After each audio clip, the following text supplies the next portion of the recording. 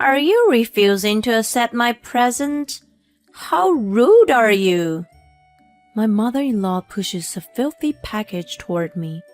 The bag is strangely heavy. You're being too kind. I turn her down softly. As usual, she forces in a harsh voice. I want you to have it. Are you still saying no to me? It's not that I don't want it, but you are ungrateful to refuse someone's kindness. My son picked the wrong woman for a wife. I've done so much for you, and you just dismiss me like I'm a nuisance. Are you going to pretend that I've never done you any favors? You haven't done anything to make me feel indebted to you. I said it in my mind, but I could never say it out loud. She hates me and looks down on me. She's furious and shoves the package into my chest. Whatever, just take it. She intently looks at me and signals me to open it. When I reluctantly obey. No! My name is Lucy. I live with my husband in an apartment near his parents, and I'm pregnant for the first time. We're expecting a baby girl and have decided to name her Martha. Today, my sister-in-law, Jessica, is over at my house. Sorry for coming on such short notice. Thanks to you, my move went smoothly. I'm glad you came. You've been through a lot. I served coffee to her and juice to my nephew, Keith. She just filed for divorce from her husband and moved into an apartment near my in-laws' house. It's close to my house too. She's friendly and easy to talk to, so I like hanging out with her. When my baby is born, she'll be able to play with my nephew often. He's a quiet boy and always hides behind his mom. When my eyes meet his, he smiles shyly and asks, Aunt Lucy, can I touch your belly?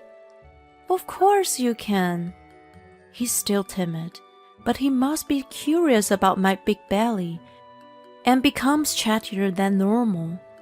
He gently strokes my belly and whispers into my ear, Your baby is a girl, isn't it? Yes, but how do you know that? I just found out the gender not long ago and haven't told anyone yet. While Keith is in the bathroom, I mentioned Jessica about it. About the gender of my baby. Oh, you found out the sex? What is it? It seems that she didn't know from her reaction. It's a girl. I'm thinking of naming her Martha. Keith just guessed the sex of my baby right. He's amazing. She looks a little astounded, then chuckles. He seems to be able to guess things like that. He can see a little into the future or something. It's like he has some mysterious power. I see. That's amazing. But it seems he can only vaguely see things. He hasn't guessed the lottery numbers right. Too bad. I smile, watching her laughing at her own joke. Keith has a mysterious air around him, so I'm able to accept her story without any resistance. Contrary to my good relationship with my sister-in-law, my mother-in-law, Joanne, never liked me. What's she giving me this time? I've been telling her I don't want anything. I sigh at the sight of a bag in front of the door. She's been harassing me by giving me unwanted presents. It's not obvious harassment, but she gives me food that's borderline spoiled, or disheveled clothes that no one would want to wear. Unwanted things that are clear no one would be happy to receive. It's tricky as she could justify that it was in her best interest. It's a way of doing things that neither my father-in-law nor my husband Matt noticed. Joanne, you're being too kind. I refused softly. but she retorted in a harsh voice, I want you to have it. How can you say no to that? I'm not saying no, but You are ungrateful to refuse someone's kindness. you haven't done anything to make me feel indebted to you. She's furious and shoves the package into my chest. I once discussed this with Matt, but he's been spoiled by her and doesn't even expect a thing. She doesn't have any bad intentions. He shrugs it off. It's frustrating that he makes it sound like it's my fault for not being grateful. Recently, she escalated, and I received a bag with soil and worms in it. How rude. They say it's good soil for your health, so I went out of my way to get it from my neighbor's garden. Satisfied to see me freaked out, she couldn't contain her laughter. As she was leaving, she told me to get rid of my nasty bag as soon as possible. This isn't the only harassment.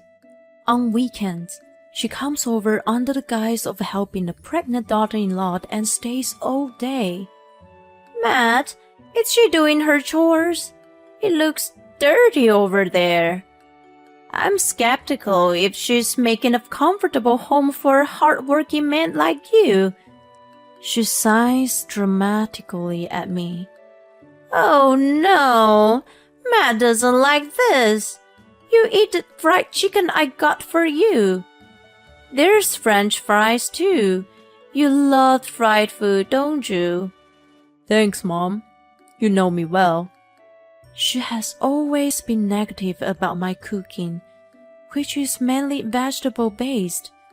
Even so, she eats 3 meals I serve and leaves a lot of fried food that Matt likes. If she's going to criticize my food, why does she eat them? Matt's getting fatter thanks to her all-meal food. Of course, she has never helped me with housework. Rather, she emphasizes that pregnancy is not an illness, and even forbids Matt to help me. I'd like you to at least clean the bathroom for me. Pregnancy is not an illness, is it? That's what my mom says. You can do it once you're not sick. He's been influenced by her, so it's very troublesome. I've been fed up with my life, but one day, I noticed that GYN hasn't been bothering me with unwanted gifts and stopped coming over. Ugh, it's since Jessica and Keith moved closer. I asked Jessica what's been going on. She gives me a troubled look and sighs. Keith's been doing mischief at in-laws frequently and making GYN crazy. He poured ketchup all over the clothes my mom had put together and knocked over a container full of food. He doesn't seem like that type of boy. Before moving here, he had never caused trouble. I wonder if it's because of the divorce. She's also shocked and has been troubled by his behavior. I mention it to Matt, but he says, It's just a child's mischief. Don't make a fuss over nothing. He clicks his tongue in annoyance and gets ready to go out. Where are you going? Huh? I'm going to work, of course. I'll be late today. Then he disappears behind the door. Work? It's the weekend. He's been working on his day off a lot lately. I coolly watch him leave the house. Moments later, Keith shows up alone. What are you doing here? Aunt Lucy, I need to tell you something about my grandma and Uncle Matt. I sense a disturbance in his voice. Actually, I'm beyond shocked by what he tells me. The frustration I've been holding back until now boils up as anger from the core of my body. I see. Thank you for telling me, Keith. This is unforgivable. I can't turn a blind eye after being mistreated this badly. An eye for an eye. I'm going to double the payback. One day, Matt, Jessica, Keith, and I gathered at my in-laws' house for my father-in-law's birthday. I made a meatloaf today. Don't be shy to get more. While Joanne brings out already sliced pieces on each plate, Matt leaves to get salt and pepper. I take the opportunity to switch seats and sit next to Keith. When he returned, he sat down at my previous seat. The meatloaf Joanne served me is now in front of him. That's it? When he's about to put a piece into his mouth, No, Matt, stop! she swats his fork away with her hand. It fell to the floor with a clatter. What the heck is wrong with you, Mom? Matt stares at her with wide eyes. All of us are stunned, and the table falls dead silence. Is something wrong, Joanne? No. It was just a bug. A bug? There's no such thing anywhere. What a lame lie. As I criticize her in my head, sensing the awkwardness, she rushed to excuse herself. I really saw the bug. Anyway, why are you sitting there? That's Matt's seat. She glares at me. This was the slice I served you. She mutters in a low voice as she looks at the piece on the floor. What do you mean? It's apparent that she's done something to my food out of spite. Then Keith, who's sitting next to me, pulls out Jessica's phone and shows us the screen. Look, Grandma. Oh, what? He plays a video of her pulling some kind of powder on my meatloaf. What is it, Mom? What did you put on the food? The bizarre image made me shiver. If Aunt Lucy ate it, she got a stomachache, and her baby suffered. Is that true? What are you thinking, Mom? Keith shows us the other voices he's been recording. There is footage of her intentionally putting the eggs she sent to me under the sun to make them go bad, picking up an ugly flower vase from the garbage dump, and collecting dirty used clothes from neighbors. It also shows us she's humming and stuffing them into cardboard boxes. Her face turns wider and wider as these images are revealed one by one. What is this? This is harassment. What's going on? What have you been doing to Lucy? My father-in-law and Jessica are flabbergasted. Keith, you knew, and you've been playing pranks on us all this time? I poured ketchup on the old clothes she was going to send to Aunt Lucy. The food I turned over was made from rotten ingredients. I ruined it before she could give it to her. Thank you, Keith. He was protecting me and my baby in the form of mischief. He could see the future that Joanne was going to harm us, so he interfered and recorded evidence on the phone. I'm so moved by the fact that this timid boy has been protecting me and my baby that tears well up in my eyes. You guys are overreacting. That powder is just a laxative. What's the big deal? What are you talking about? Pregnant women can't take any medicine. That's right. What if something happens to the baby? Joanne glares at us all. Keith doesn't listen to me, so I want Matt to come back home. And I don't like the fact that the baby is a girl. So, she's been harassing me without her husband, who hates crookedness, to find out. Mom, what the heck? Matt, who remained silent, blames her. My eyebrows twitched at the sound of his voice. How can you blame her? Let's get a divorce. Wait, what? What's this all of a sudden? I pulled out the report compiled by the private investigator. It contains the evidence of him having an affair with a colleague. My in-laws are stunned by his sudden turn of events. You told your mom that I didn't do my chores and that I was a bad cook. You regretted marrying me. You were even encouraging her to harass me, weren't you? You were hoping that I would initiate the divorce. You didn't want to pay alimony, so you didn't want to do anything about it yourself. You took advantage of your mom. You're the one who started it all. No, what are you talking about? I'm just... No excuse. I have proof here. I'll give you the divorce you want, but you're going to pay alimony. When I finished scolding him, he shrinks into his chair. When Keith came over alone the other day, he told me about Joanne's harassment and Matt's affair. I guess he could see the future. Since then, I had been gathering evidence and decided to expose it when we all gathered like this. I'm so sorry, Lucy. I've been fed up with my mom's favorism toward Matt. I was aware that she didn't think well of you, but I couldn't say anything because I've been supported by my parents since moving back here. I had no idea that the two of them were in it together. I am so sorry. I'm going to cut ties with them. Cut ties? Matt, this is what happens when you cheat on your wife. You were harassing her badly too. They start blaming each other. Knock it off! Get the heck out of here, both of you! My father-in-law roars and throws them out of the house.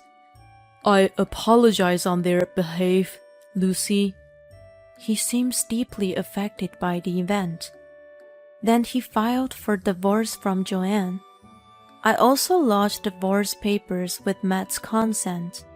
By the way, when Jessica decided on divorce, Keith told her that her ex-husband was cheating on her.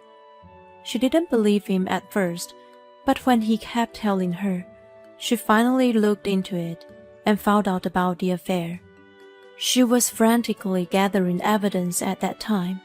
Keith observed her and learned the importance of evidence. One day, when he came to visit me at home, I told him I had a regular checkup the next day. He strongly advised me not to go.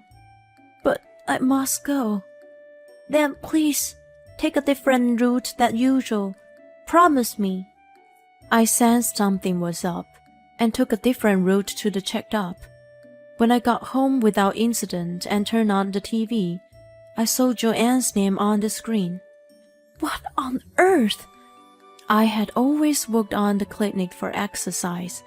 On that same road, she was run over by the car that had lost control. It was reported that she had broken her leg. My father-in-law told me later that she had been stalking me out of resentment. I guess she was waiting on me that day. Keith was right about taking a different road and protecting me from her and the accident. The accident was brought on by my grandma, he said. He had a point. It's the law of attraction, or cause the effect, or something like that. I guess if you hold a grudge or are obsessed with someone, maybe the negative energy will come back to you. Let's avoid doing things that have no benefits to anyone. I learned this lesson well from this incident. Jessica and Keith moved in with my father-in-law. I'm glad that they come to visit me more often now that we are closer to each other. Since the birth of my daughter, Keith has become more expressive. Why is Martha crying? Is she hungry? He seems unable to predict the baby and is at a loss. It's so cute to watch him trying hard to put her to sleep. You're such a good big brother. When I praise him, he turns his face away from me, looking somewhat uninterested. It seems he doesn't like being called big brother. I can't predict the future, but I'm so looking forward to it. I giggle at the sight of my adorable daughter and nephew.